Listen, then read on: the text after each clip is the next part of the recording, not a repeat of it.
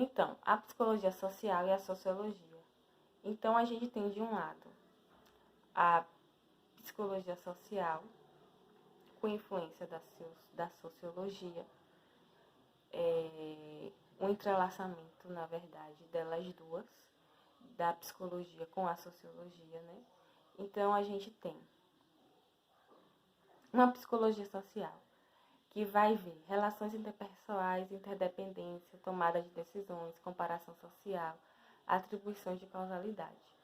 A sociologia, ela tem a instituição social, família, Estado, igreja, partidos políticos e classes sociais. O que é que eu quero que vocês entendam? Que existe a psicologia social, que foi construída pela junção da psicologia com a sociologia, e hoje também a psicologia social, ela pode se interagir com a sociologia. Então, se eu tenho de lado as relações interpessoais, eu vou ver essas relações interpessoais dentro das instituições sociais, dentro da família, do Estado, da igreja, do partido político, das classes sociais. Se eu tenho a tomada de decisões como estudo da psicologia social, fazendo a relação dela com a sociologia, eu vou olhar a tomada de decisões dentro das instituições sociais. Como é que se dá a tomada de decisões? Como é que se dá dentro da família, dentro do Estado, da igreja, dos partidos políticos, das classes sociais? Então, por exemplo, eu tenho atitude. Que tipo de atitude? Delinquência. E o comportamento grupal. Então, eu vou estudar a delinquência dentro desse comportamento, dentro desse social. Então, a delinquência dentro das instituições sociais.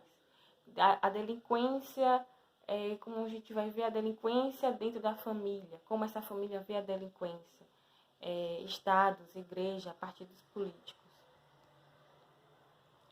Psicologia social e antropologia. Estuda as produções humanas nas diferentes culturas. As características étnicas dos vários povos, suas formas de expressão. Sem considerar o indivíduo em si mesmo e seu comportamento típico frente aos estímulos sociais contemporâneos situacionais, tal como faz a psicologia social. Então, a antropologia vai estudar a produção humana nas diferentes culturas, as características étnicas dos vários povos, suas formas de expressão. Mas ela não considera o indivíduo em si mesmo e seu comportamento típico frente aos estímulos sociais. Ela não vai pegar o indivíduo em si, um grupo em si, para fazer isso. Ela vai estudar a produção humana no geral, as etnias no geral.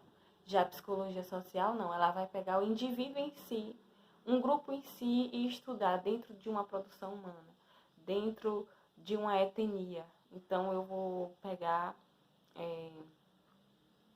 um grupo de um povoado africano e vou estudar como se dá a relação desses grupos. Né? A psicologia social ela vai pegar esse grupo, ou então talvez um indivíduo daquele povoado e estudar a relação. Já a antropologia não, ela vai ver como é que se dá essas produções humanas, quais são as características desse povo, mas elas podem uma conversar com a outra. Como nos tornamos sociais? Aqui tem uma charge, né, no slide, que diz assim: mãe, quero fazer uma mecha verde no cabelo. Aí a menina diz, né, a mãe faz pra quê? É para expressar a minha individualidade. Aí ela chega pra mãe e fala assim: e tá todo mundo fazendo, né? Então, existe essa individualidade mesmo, sempre tem algo que vem do outro, né? Se tá todo mundo fazendo, cadê a individualidade dela de pintar o cabelo? Então, não se torna individual. Então, tipo assim, a gente busca estudar o indivíduo em si, o grupo em si, sabendo que ele não é sozinho, que ele não se desenvolve sozinho, que ele não se socializa sozinho, né?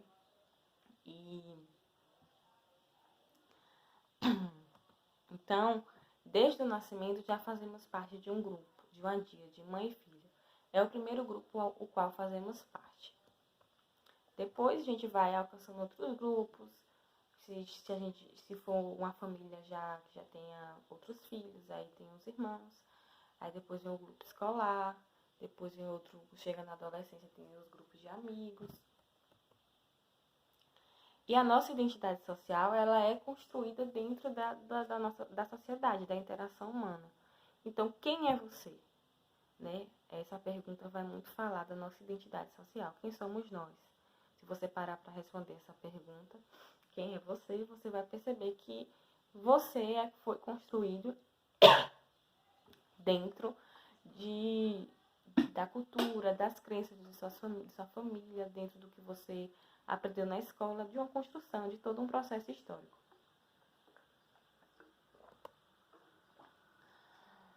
Na medida em que, dentro dos grupos que nos definem, questionamos os papéis quanto à determinação e funções históricas, e na medida em que os membros do grupo se identifiquem entre si quanto a esta determinação e constate as relações de dominação que produzem uns sobre os outros, é que o grupo poderá se tornar agente de mudanças sociais. Então, dentro de um grupo, eu observo o meu papel, minha identidade social, o que eu faço. Eu vejo quais são os papéis dos outros. Eu questiono esses papéis. Quais foram as determinações e funções históricas desses papéis, desses comportamentos. E vejo quais foram os tipos de relações de dominação que tiveram sobre mim. A dominação familiar, a dominação da igreja, a denominação talvez, por exemplo, de uma ideologia nazista, de uma ideologia socialista, fascista. Então, eu vejo isso, e aí o que é que Silvia Lane fala aqui? Que eu preciso ter conhecimento disso tudo para poder ser um agente de mudança social. Eu preciso conhecer ao meu redor, preciso saber o que me domina, como eu me construí e me construo socialmente, quais são as relações de dominação que existem. Eu preciso conhecer isso para, no caso, eu poder provocar uma mudança, ser um sujeito ativo na sociedade. Então, por exemplo, agora, nesse contexto de coronavírus, existem pessoas que estão sobre essas relações de dominação, de regras, de que pode abrir comércio, não pode abrir comércio. Então, pessoas que estão sem seu sustento. Então, eu preciso conhecer isso, e aí a fundo eu vou ver, nossa, como existe um grupo de uma sociedade que está sendo, de certa forma, dominado pelas essas regras, porque são regras que, infelizmente ou infelizmente, a gente precisa seguir, e que está sofrendo com isso. E eu posso estar dentro desse grupo, mas então eu conhecendo isso, tanto se eu estiver dentro desse grupo ou fora desse grupo, eu posso ser um agente de mudança. Então, eu percebo que eu não posso, eu percebo que eu não tenho como me sustentar, e percebo que outras pessoas têm, e eu posso fazer uma mobilização social referente a ajudar pessoas, por exemplo. Ou então posso ser que eu não esteja nesse grupo de pessoas que não têm como suprir suas necessidades. E mesmo assim eu vou ajudar. Então eu preciso saber, conhecer, saber de perto porque as relações históricas, as regras, as normas que estão por trás, o que é que me domina, o que não, porque isso existe, para poder ser um agente de mudança ativa. A consciência de si. A consciência individual do homem só pode existir nas condições em que existe consciência social. Então, a minha consciência individual, ela só pode existir dentro de uma consciência social. Minha consciência de mim, eu só vou saber quem eu sou se eu tenho conhecimento do meu social, consciência do meu social, da história do meu social, quem são as pessoas que estão ao meu redor, como foi que foi construído, como eu me construí socialmente, como os meus pais, ou como são os meus pais, quais foram as influências que meus pais tiveram para chegar aqui hoje. Então, traz uma consciência de mim, porque responde quem eu sou, meus papéis, os papéis que eu assumo dentro de uma sociedade. Essa frase é de Leonte, do seu livro O Desenvolvimento do Psiquismo. E aí existem alguns processos psicológicos fundamentais envolvidos no comportamento social, que é a linguagem, o pensamento, a representação e consciência. A linguagem, ou seja, tudo aquilo que eu vou aprendendo e que eu sou, muitas vezes vem do que eu escuto. Então, ou seja, uma criança ela vai aprendendo porque eu falo com ela. Porque eu falo, eu não ponho o dedo na tomada, porque dá choque, né? É através de uma linguagem. Então, o ser humano, ele precisa de linguagem para o trabalho, para o sistema laboral, para o movimento do humano dentro da sociedade, dentro da Terra, dentro do seu país, ele precisa de uma linguagem.